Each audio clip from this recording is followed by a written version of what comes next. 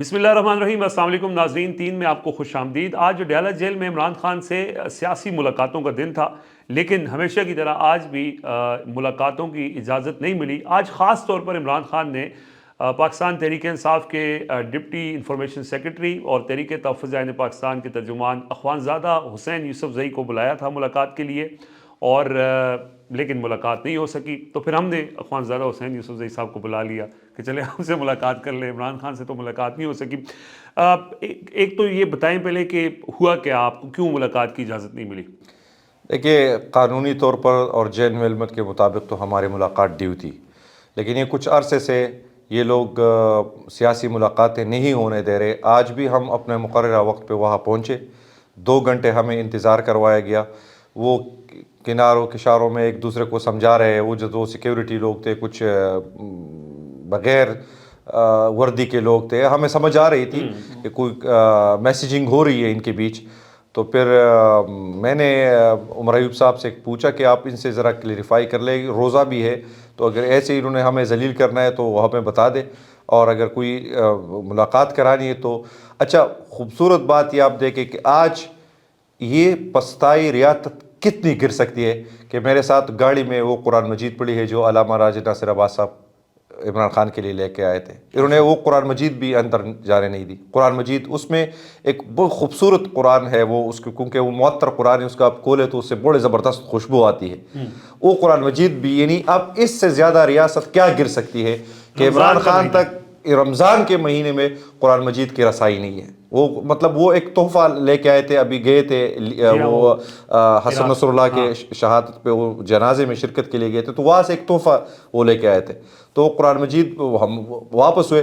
اصل میں جو مجھے لگ رہا ہے کہ یہ ملاقاتیں، میں تو پہلی بار اس چیز کو میں نے ایکسپیرینس کیا، لیکن مجھے جو اسسمنٹ ہے میری اپنی، وہ یہ ہے کہ اس وقت ریاست ڈری ہوئی ہے، اور ڈر ان کو سچ سے ہے اور ان تلخ حقائق سے ہے جو عمران خان صاحب تک یہ پہنچنا نہیں وہ کر رہے کہ یہ خان صاحب کے کانوں تک یہ نہ پہنچے، ٹھیک ہے۔ لیکن کتنی دیر تک یہ چیزیں یہ روک پائیں گے؟ کتنی دیر تک خلق خدا کے اس کے زبان کے اوپر یہ تالے لگائیں گے؟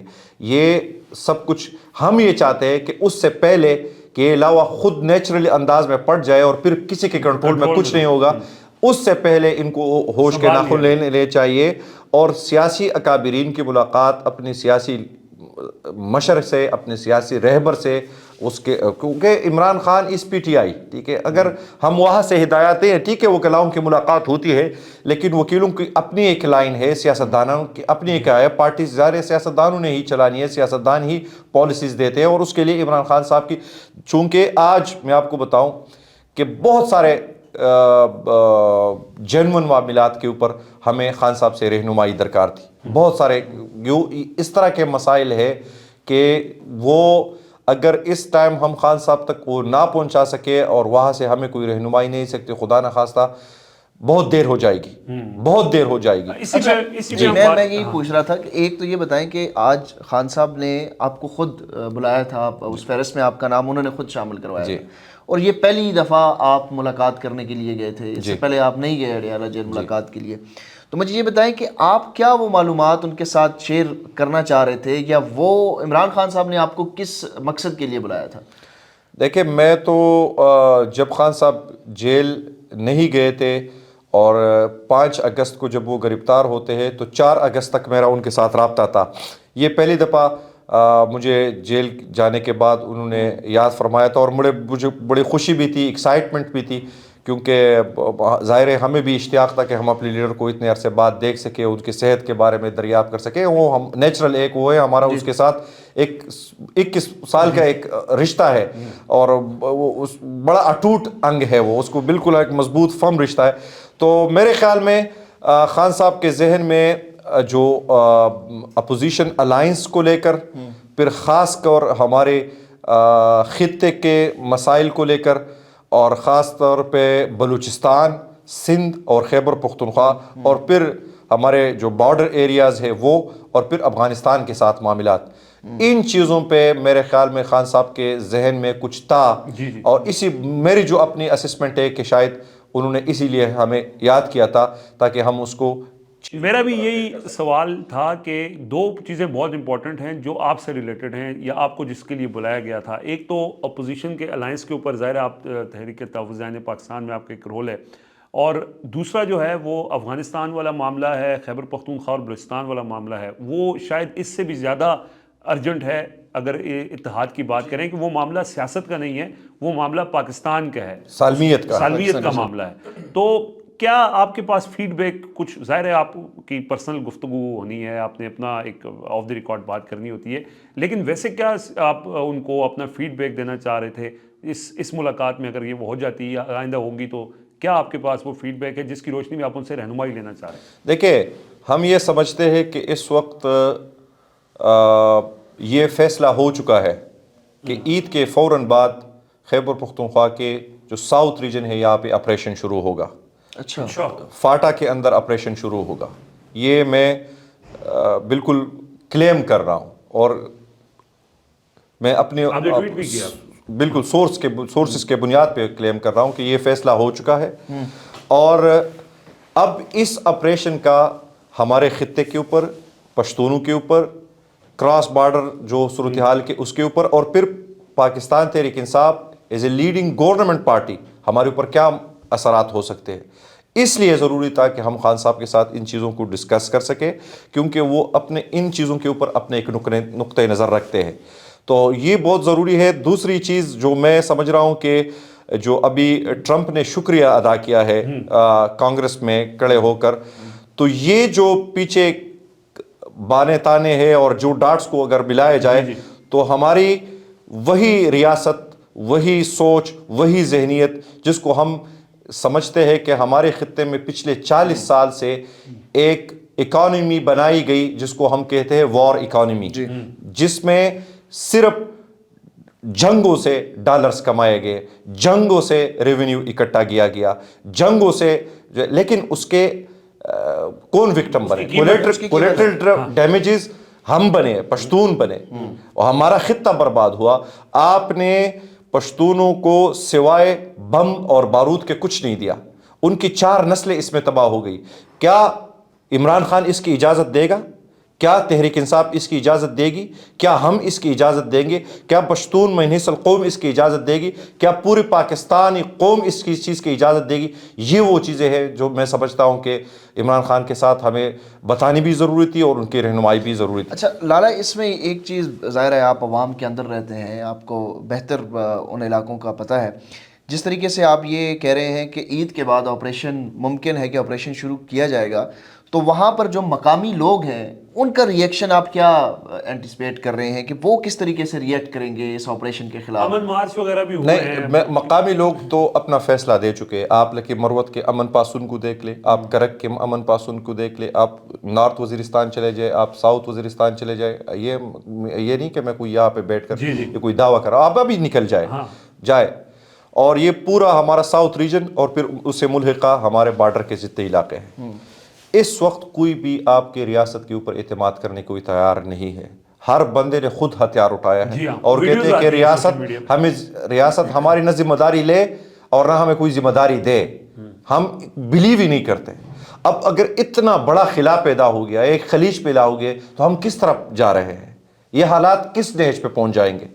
اس کا جو ہے نا, میرے خیال میں وہ بوائلنگ پوائنٹ پہ چیزیں آ گئی ہے, اور اگر یہ لاؤ پٹ گیا تو میں اگین کہتا ہوں کہ پھر کسی کے کنٹرول میں نہیں ہوگا. کوئی کتنے اپنے آپ کو طاقتور سمجھتا ہوں, ہم تو یہاں پہ ایک سیاسی جماعت کو جو ہے زد و کوب کرنے میں لگے ہوئے, سیاسی کارکنان کو ہراساں کرنے پہ. آج ہمارے ایک سینیٹر صاحب کے گھر پہ جو چاپا پڑا ہے, جس طرح سے توڑ پھوڑ کی گئی ہے, اور ایک فسطائی ایک طویل فہرست ہے. تو میں سمجھتا ہوں کہ جو پاکستان کے حقیقی مسائل ہے, اب بلوچ کیا سوچ رہے ہیں, ٹھیک ہے, میری جو ان سے باتیں ہوتی ہے, جو میری ہمارے ساتھ اس اتحاد میں بلوچستان نیشنل پارٹی ہے, ہم اب ایک ہم نے خان صاحب کو یہ اس ریلیٹڈ بھی ہم نے اعتماد میں لینا تھا کہ ہم اس اپوزیشن الائنس کے پلیٹ فارم سے ہی ایک نیشنل ایجنڈے کے اوپر کام کر رہے ہیں کہ پاکستان کی جتنے بھی سیاسی جماعتیں، صرف گورنمنٹ کی سے جڑی سیاسی جماعتیں یا اسٹیبلشمنٹ کے پیرول پہ سیاسی جماعتوں کو چھوڑ کر باقی جتنے بھی سیاسی جماعتیں ہیں، مزاحمت کی آوازیں ہیں،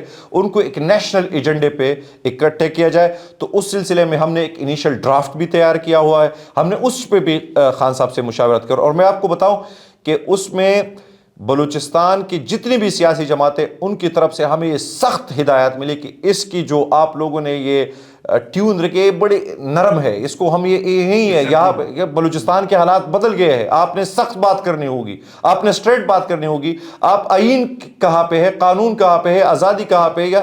تو یہ چیزیں بلوچستان کے لوگ، بلوچستان کے عوام ماننے کے لیے تیار نہیں ہے۔ یہی حالت آپ کی خیبر پختونخوا کے، اور اب آپ 1991 کی واٹر ریکارڈ کو آپ نے چھیڑ لے، سندھ کو اس نہج پہ پہنچا دیا ہے کہ سندھ کی جتنے بھی جماعتیں ہیں وہ بھی جو ہے نا اب قومی ادارے کو اور آپ کے فیڈریشن، یعنی جو ہم نے اکائیوں کو جس طرح ڈسٹرب کیا ہے اور جو خلیج پیدا کیا ہے، ہم یہ سمجھتے ہیں کہ اس پورے سینیریو میں عمران خان کا ایک کردار ہے، وہ ایک نشانی ہے وحدت کی، وہ رول پلے کر سکتا ہے۔ ہم نے اس کو اڈیالہ جیل میں بند کیا ہوا ہے، اور اوپر سے سینہ زور یہ ہے کہ پھر اس سیاسی لوگوں کو ملنے نہیں دے رہا۔ اور سندھ کا آپ نے بات کی کہ کل وہاں پہ سندھ کی یونیورسٹیوں میں اس معاملے کے اوپر ایک بڑا احتجاج ہوا، لیکن میڈیا نے اس کو کور نہیں کیا۔ اچھا، نواز شریف اور آصف زرداری نے تو اپنے اقتدار کی خاطر ملک کو حوالے کر دیا ہے، سودا کیا ہوا، سودا کر لیا، لیکن جو باقی جماعتیں ہیں جس کے اندر ساری جماعتوں کو آپ نے اکٹھا کر لیا ہے، اب یہ صرف کانفرنسوں تک ہی محدود ہوگا، پریس ریلیزوں تک ہی محدود ہوگا، یہ عملی طور پر بھی کوئی ایکشن نظر آئے گا؟ مولانا فضل الرحمان کے بھی یہی شکوے ہیں، ان کی جماعت کے بھی لوگ یہی گفتگو کرتے ہیں، لیکن صرف باتوں کی حد تک کرتے ہیں، کوئی عمل نہیں نظر اور آتا۔ اس میں ایک چیز یہ بھی ایڈ کر لیں کہ جو اس وقت اتحاد بن رہا ہے اس میں شاید خاقان عباسی جو ایک طرح سے نظر یہ آ رہے ہیں کہ ایک ریناؤنڈ فیس، آپ سمجھ لیں کہ لیڈنگ رول بھی ان کا ہے، سابق وزیر اعظم میں، وہ یہ کہہ رہے ہیں کہ میں تو اسٹریٹ موومنٹ کے حق میں نہیں ہوں۔ تو پھر یہ اتحاد کس طریقے سے پاکستان کے جو مسائل ہیں ان کے حل کے لیے کیا کرے گا؟ یہ کانفرنسز ہی ہوں گی؟ زبیر بھائی، یہ بات جو آپ لوگوں نے بات کی، دیکھیں میں سیاسی ورکر ہوں، میں یہی باتیں میں نے ان محفلوں میں بالکل برملا کی ہے، اور آخر جو ہماری میٹنگ ہوئی تھی اس میں زبیر بھائی کی بات کو سیکنڈ کر کے ہم نے سب کو کہا ہوا ہے، جو اپنے آپ کو اپوزیشن کی سیاسی جماعتیں کہتے ہیں، ہم نے سب کو برملا کہا ہوا ہے۔ اور اچکزئی صاحب جو تحریک کے سربراہ ہے، بلکہ انہوں نے ایک لکیر کھینچی ہے، اور انہوں نے یہ کہا ہے کہ بھائی ہر بندہ اپنے آپ کو تول لے اور ہمیں بتائے پھر کہ کون کتنا وزن اٹھا سکتا ہے۔ ہم تو یہ وزن اٹھانے کے لیے تیار ہے، میں نے تو پہلے بھی اٹھایا، آگے بھی اٹھائے گا۔ ہاں، یہ بات ہماری پی ٹی آئی کے اوپر بھی، ہاں، کیونکہ اب دیکھیں نا، ایک پی ٹی آئی کے اندر بھی کچھ لوگ ہیں جو کہ میں اس پہ زیادہ بات نہیں کرنا چاہتا، لیکن ہماری طرف بھی انگلیاں اٹھتی ہے کہ اس پہ آپ، یعنی ہم خاقان عباسی صاحب نے ایک ہم سے پوچھا ایک میٹنگ میں کہ آپ لوگوں کی پھر وہی اقتدار ہوگا جو آپ، ہم نے اس پہ کوئی ڈیبیٹ نہیں کر رہے، ہم سمجھتے ہیں کہ اس وقت غلطیاں ہوئی ہم سے، یہ نہیں ہے کہ ہم کوئی بڑے دودھ اور شہد کی نہریں بہہ رہی تھی، لیکن بنیادی طور پر وہ یہ نہیں ہے، گورننس کا بھی میرے خیال میں ایشو یہ ہے کہ جو اچکزئی صاحب کہتے ہیں، اور میں خود اس کو مانتا ہوں کہ who will be the chief executive of the country, اس پہ مسئلہ اٹکا ہے، ٹھیک ہے۔ ہم یہ سمجھتے ہیں کہ ایک منتخب پارلیمان سے منتخب پرائم منسٹر جو عوام کے ووٹوں سے آئے، اور عوام پھر پارلیمنٹ ہی اس کو منتخب کرے، he should be the chief executive of the country. باقی جتنے بھی وہ ہے وہ اس کے ڈومین میں کام کریں گے، تابع ہو کے کام کریں گے، اور اپنے آئینی رول تک کنفائنڈ ہوں گے، یہ ہمارا بیانیہ ہے۔ تو یہ چیزیں ہم نے سندھ کی سیاسی جماعتوں کو بھی کہا ہے، یہ جو نیشنل ڈرافٹ ہم بنا رہے ہیں اسی بنیاد پہ بنا رہے ہیں کہ ہم نے عید کے فوراً بعد ایک بہت میسو سکیل پر جلسوں کا بھی شیڈول دینا ہے، ہم نے بارز کے اندر بھی جانا ہے، ہم نے یونیورسٹیوں کے اندر بھی جانا ہے، ہم نے اسٹریٹس پہ بھی آنا ہے، لیکن ایک نیشنل ایجنڈے کے طور پر آنا ہے۔ یہ نہیں ہے کہ ہم کوئی خیالی ہم نے کہا کہ یہ ہمارا قومی ایجنڈا ہے، یہ قوتیں ہمارے ساتھ ہے، اور اسی جو ہے نا مد میں ہمارا سفر جاری ہے۔ مولانا فضل الرحمان کے تحفظات تو آپ لوگوں کے ساتھ ہیں ہی، عمران خان صاحب نے کوئی پیغام بھی ان کے نام بھجوایا ہے سلمان اکرم راجہ کے ذریعے، آپ کو لگتا ہے کہ آپ لوگ کنونس کر پائیں گے؟ کیونکہ ابھی تک جو کوششیں رہی ہیں تقریباً 4-5 مہینے سے، مولانا فضل الرحمان کی جو لائن اور لینگتھ ہے وہ بالکل ٹھیک ہے، آپ کے ساتھ لائن کر رہی ہے، لیکن وہ آپ کے پلیٹ فارم پر آنے کے لیے ابھی تک تو تیار نظر نہیں آ رہے۔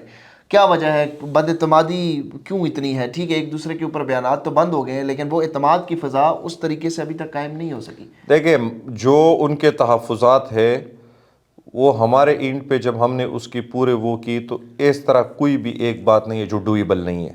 اچھا وہ کوئی اتنی بڑی باتیں نہیں کہ خدا نخواستہ کہ آگے معاملات سٹک ہو جائے گی. ٹھیک ہے ایک دفعہ صرف یہ تھا کہ ہمیں خان کی طرف سے اس چیزوں پہ کلیئر ڈائریکشن آ جائے.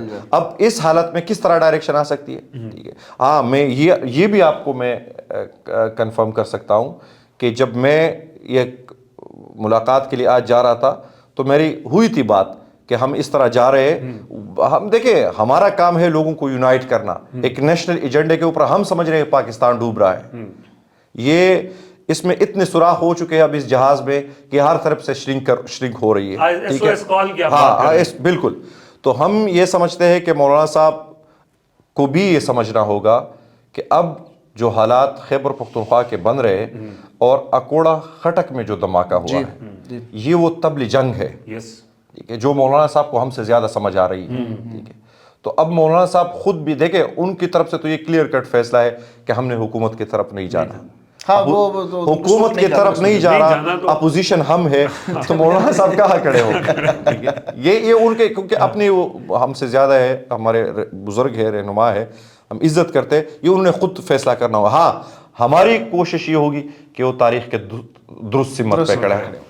ٹھیک ہے یہ ہماری کوشش جاری رکھیں گے. بالکل جاری رکھیں گے. بالکل جی بہت شکریہ آپ کا اخوانزادہ حسین یوسف زئی صاحب. آئی ہوپ کہ نیکسٹ ٹائم آپ کی یہ ملاقات ممکن ہو سکے جو کہ نظر نہیں آ رہا لیکن اپنی کوشش تو جاری رکھے ہوئے ہیں آپ اور ہم آپ کے لیے نئے خواہشات کا اظہار کرتے ہیں. ہمارے ساتھ موجود تھے اخوانزادہ حسین یوسف زئی صاحب.